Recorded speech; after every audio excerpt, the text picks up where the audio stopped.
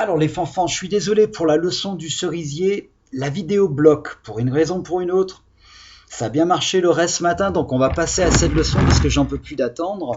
Donc je viens de mettre ce document sur le Padlet et on va parler de l'école autrefois. Donc vous avez le document, vous pouvez le regarder. Si vous pouvez l'imprimer, c'est encore mieux les loulous, mais sinon c'est pas grave, vous faites avec moi. Alors, il y a 60 ans, les enfants allaient déjà à l'école bien sûr, mais chaque matin, ils partaient à l'école, parfois ils devaient faire plusieurs kilomètres à pied avant d'arriver. Et les filles et les garçons étaient séparés. Alors là, c'est une photo. Alors ça, c'est pas moi quand j'étais petit, c'est plutôt mes grands-parents. Ça, c'est une vieille photo. Je suis pas si vieux que ça, hein, les enfants, merci.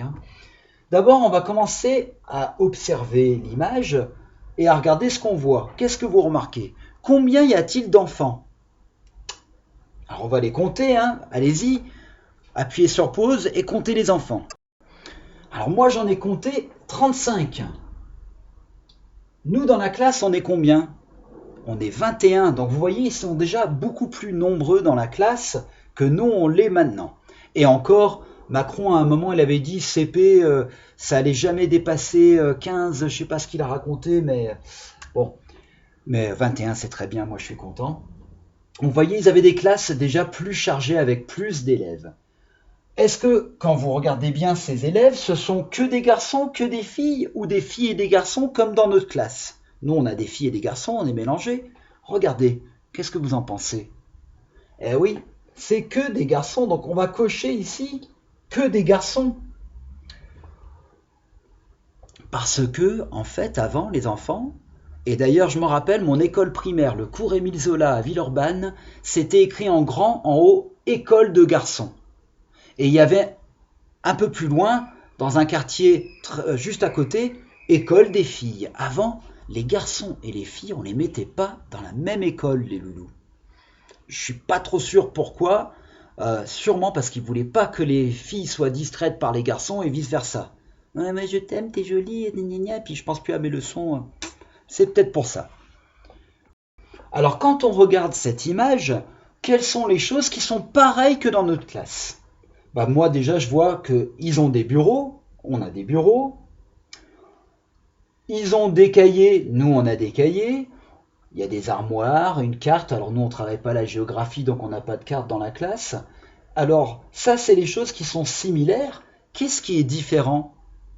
Alors regardez les habits les enfants, qu'est-ce qu'ils portent tous? Et oui, ils ont tous des blouses.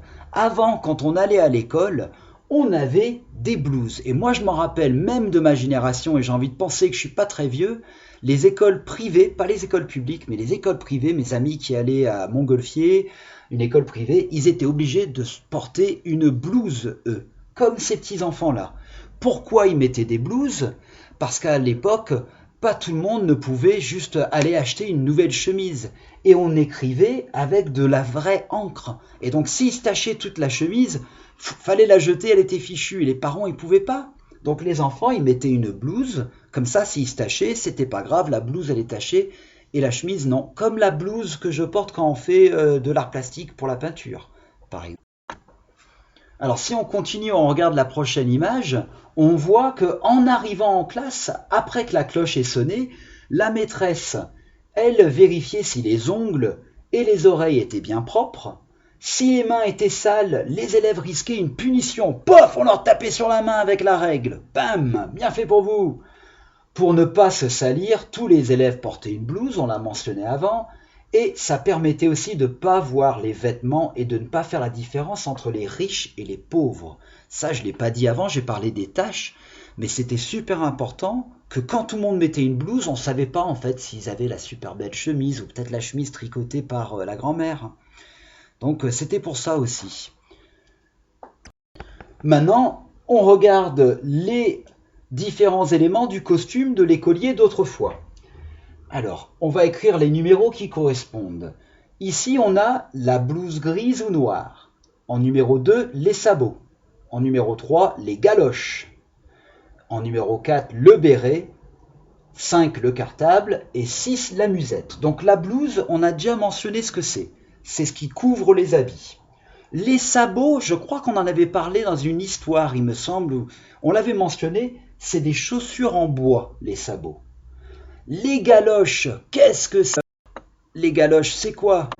Alors les galoches, c'est comme les sabots, sauf que en haut, en bas, c'est du bois, mais après, en haut, c'est du cuir. Le cuir, comment vous le décrire?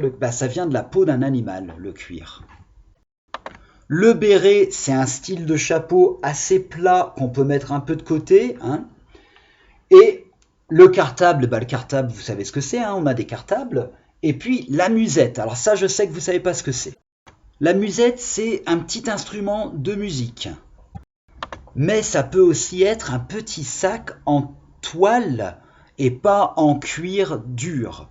Donc à votre avis, là, alors pour l'école, ça pourrait être les deux, hein, puisque peut-être qu'ils ont une musette pour la musique, mais je pense qu'on parle plutôt du sac. Donc on va numéroter maintenant. Allez, la blouse grise ou noire, elle est où la blouse?